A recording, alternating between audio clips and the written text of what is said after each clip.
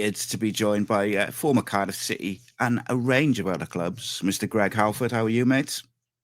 I'm very well, thank you. Thanks for having me on. No, I appreciate you, mate. I appreciate you finding the time. Um, it's a complex time as always at Cardiff. It's hmm never be boring there. So at the moment, there's a lot of discussion around round pegs in round holes. In terms of there's a lot of players kind of playing, maybe not in their position. We got like midfielders at fullback and these different types of thing. And hmm I think you've got a bit of a massive insight into that, not just at Cardiff, but obviously everywhere you've been, because fullback, centre back, midfielder. Pretty sure you probably played up front at some point as well. So, I did, like, yeah. how difficult is it for players to kind of navigate that at that level as well? I think it's particularly difficult if you haven't done it your entire career. I was fortunate enough to be able to do that from a real early age. Managers just trying to figure out what my strongest position was, and fortunate for me, I didn't really have a so-called weak position, so I was able to move around. But for players nowadays, it's difficult because they train day in, day out, play on weekends in the same position. So it's difficult for players to adapt without the specialized training for that specific position. So obviously last night you got Callum O'Dowda playing left back. He's not a left back. He's an attacking player. So it's definitely difficult for players to be able to adapt and to be able to go straight into game situations and be on top of their game. Yeah, yeah. I mean, you mentioned Callum, and I think Cardiff for me last night in particular. I don't know if you saw the whole game, but it felt to me like a game where they needed to start fast and be aggressive and go out and win the game almost. And it just felt like it was very lacking in urgency and lacking in aggression almost. Mhm. And then, there's a lot of frustration from fans because of that. Do you think is that a pressure thing for players? Like when it's that big game, can sometimes it be a pressure thing, or is it as simple as tactics and things like that? Like where do you see the disconnect? Well, yeah, I think that I mean there's pressure with every game, but obviously last night was particularly more pressurized, particularly with obviously Derby winning as well. So um, you know, I don't have any doubts that the manager was emphasising that they needed to have a quick start, but to be able to put that onto the pitch um, is difficult because every player knows what the stakes are at the minute. They don't want to be making mistakes and costing goals, and ultimately that's exactly what leads up to. If you're tentative and half-hearted, then you do make mistakes, and it does cost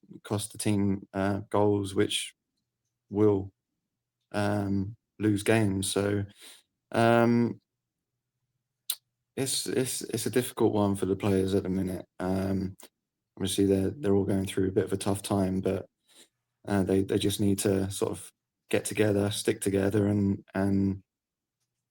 fight for each other. So the other thing I wanted to ask you, which kind of coincides with yesterday as well, really, is obviously you've played at the Cardiff City Stadium.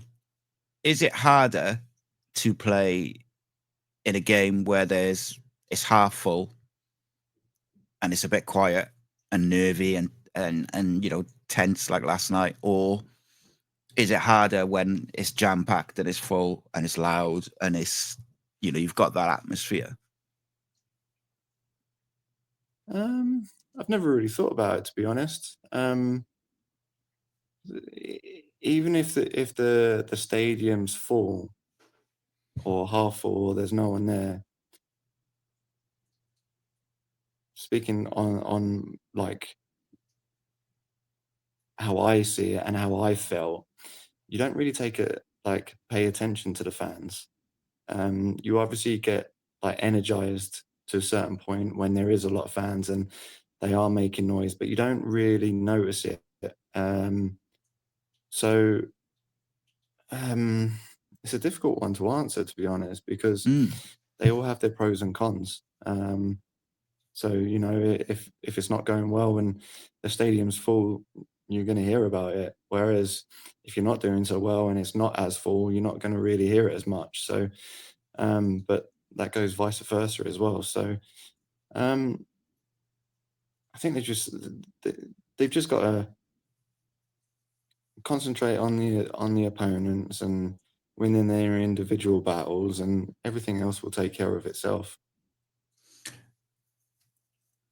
Put you on the spot a little bit. Do you think Cardiff will stay up? Because at the moment, the individual, especially in like the defensive mistakes, has really cost them since Christmas. We've lost so many points from either a win to a draw or a draw to a loss from just individual errors since since Boxing Day. There's been so many. I think someone worked out with that Cardiff would be mid-table if that was, you know, those mistakes don't happen. So do you see us staying up, or do you think it's going to be a struggle this year? It's definitely going to be a struggle, but I do see them staying up. Basing that on the three teams below them are a lot worse, and they aren't a team. You're talking about individual mistakes, which can always happen, but the teams that are below them aren't as strong team-wise as Cardiff. So you're always going to get individual mistakes. It's the sticking together as a team, and I believe that the three teams that are below them are worse off than what Cardiff are. Yeah, I felt that all season. Last night was the first night where I was a little bit scared because I'd expected a big performance and it didn't quite come, but that can happen, you know. Yeah, of course. I want to talk to you a little bit about your career and your time at Cardiff, because you had almost quite a fleeting spell with the club, but again, you know, played a bit of everywhere. Talk to me about how the move to Cardiff came around, and then a little bit about your time here. Well, obviously I was at Rotherham, and Neil came into Rotherham. We were fighting relegation. I think we were sort of 7 points adrift. And obviously he turned it around. I'd fallen out with the manager before. He'd put me in the 23s, and Neil brought me back into the fold because I had his assistant Kevin Blackwell at Sheffield United. So they spoke and thought I would be a benefit to the team. Ended up playing sort of my best minutes under them two at Rotherham. So after that season of staying up, obviously Neil left and took Cardiff from October, I believe, somewhere around that time. And you know, we obviously stayed in touch, and he sort of touched on the subject of potentially moving down to Cardiff, and I was really excited about it. And then I actually ruptured all my ligaments in my ankle at the end of November, and I should have had surgery on it, but I had my medical at Cardiff at the beginning of January, which I actually failed. But it was Neil that passed it because he knew what I could bring to the team. Okay. And sort of, it just materialized from there. It was sort of the next sort of 4 or 5 months was me just bedding into the team, hoping to sort of kick on for the next season, which is exactly what we did. Yeah, it was exactly that, mate. And one thing which you had in that squad is you had a lot of leaders, and sometimes I look at the current Cardiff squad, and you've got Joe Rawls, who's been there for forever and a day. It feels like he's been part of the furniture, but he's a relatively quiet guy. Same with Aaron Ramsey. Obviously, tremendous footballers, and they lead in their own way, I think. But it feels sometimes that we haven't got that, that Sol Bamba or Sean Morrison, even Joe Bennett. Always looked like he had, quite a lot to say. Matthew Conley was an experienced player there as well. How important were those leaders in that group, which you had? They were vital. Obviously we had Gunner in there as well, who was a leader, obviously captain of Iceland. Sean was probably the best captain I've played for. And then obviously Sol was so integral between management and players. So it is a big thing, and leaders nowadays are hard to come by. You just touched on it. Rosie does it in his own way. He performs. That's his leadership. He performs. He's never been a shouter or a hollerer. But if you're not doing it, he will tell you. So they're integral for every single team. And the fact that as a group we were so close.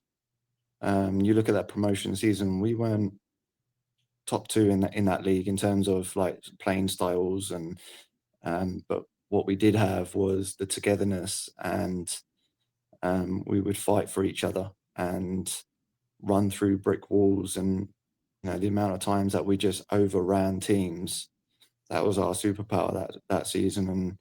And it showed, and that's what Neil does. He gets players fighting for each other, and that's ultimately what got us promoted.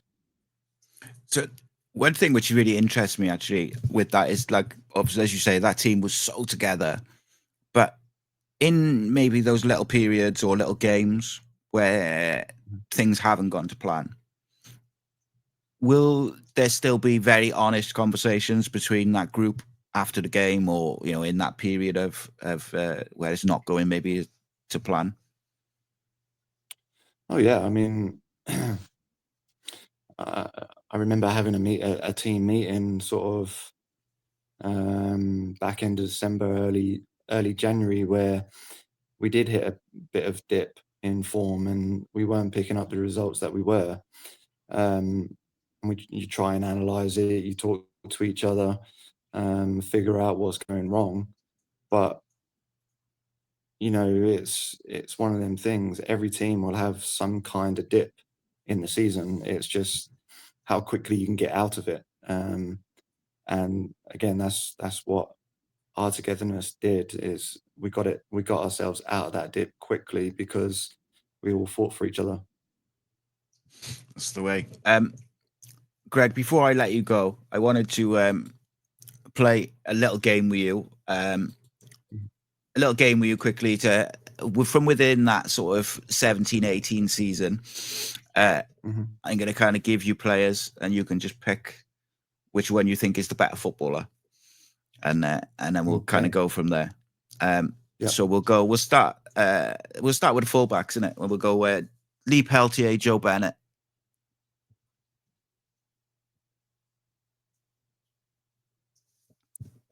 Joe Bennett is a better footballer, but Peltz is a better defender.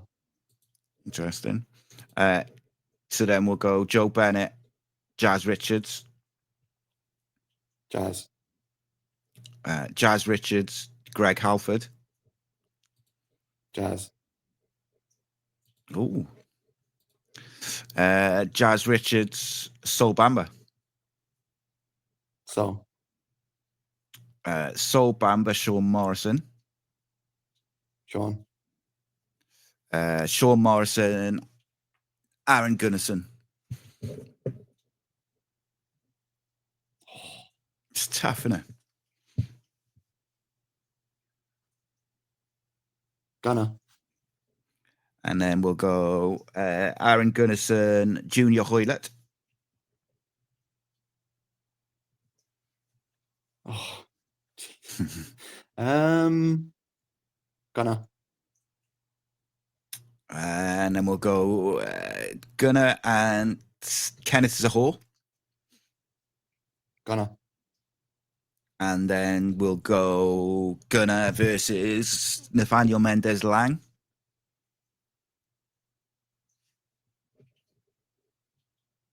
Oh. If you go on consistency, Gunner. Yeah. I'll give you one more. See if we can beat Gunner before he takes the title. Let's go Aaron Gunnarsson versus Joe Rawls. I knew that one was coming. Gunner. Yeah, there we go. Aaron Gunnarsson reigns supreme. So a couple of quick fire questions. The football related ones are these. You can do them as Cardiff based, or you can just do them throughout your career if you want. It's entirely up to you. Mm-hmm. But most talented footballer you've ever played with?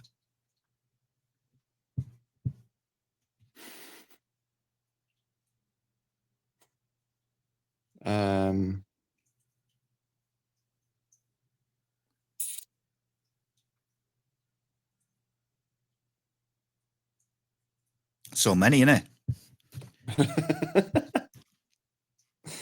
Okay, so throughout his entire career, Andy Cole.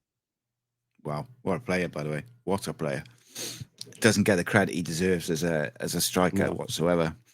Always gets left out of the Premier League. Like whenever people say, "Oh, Premier League best goal scorer," it's like Shearer, Rooney, all these people.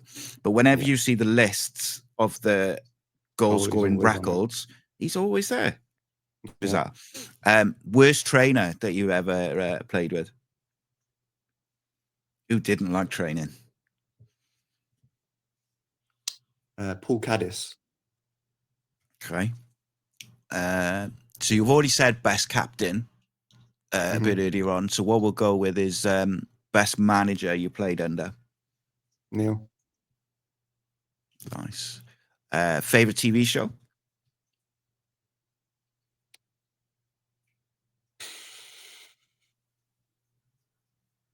Suits.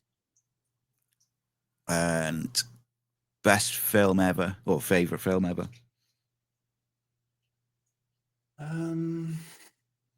It's always tricky when you put on the spot, though, isn't it? Because you always think of them afterwards.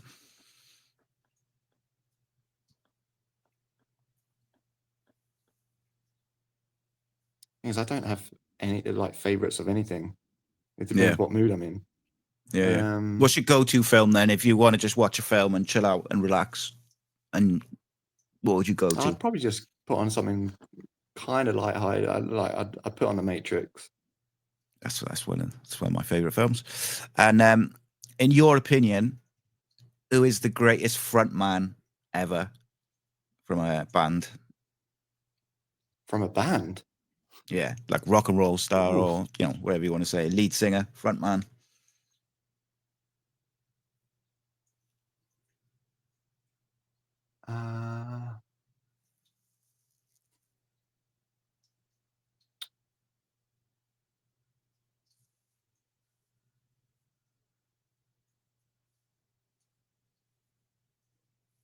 Got to be like Michael Jackson, isn't it?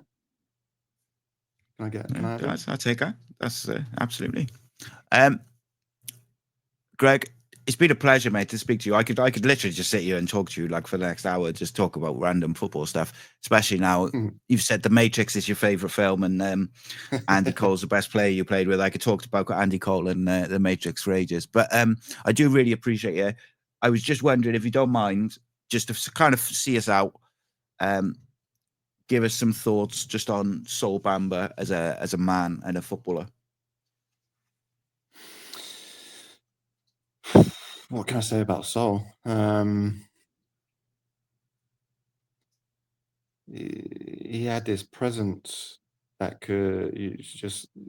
if you walked into a room, he just sort of own it. Like he had this sort of charisma about him and personality that you just get drawn to and just want to chat to him like all the time. like one of the nicest, friendliest guys you're ever going to meet.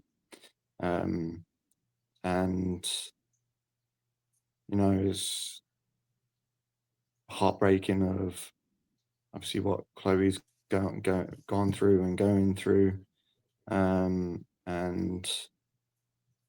you know, miss him. Yeah. Yes, indeed. Absolute legend, mate.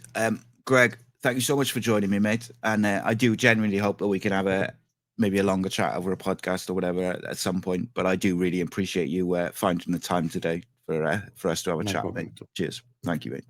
I appreciate it. The home of Welsh sport. This is Cymru Sport.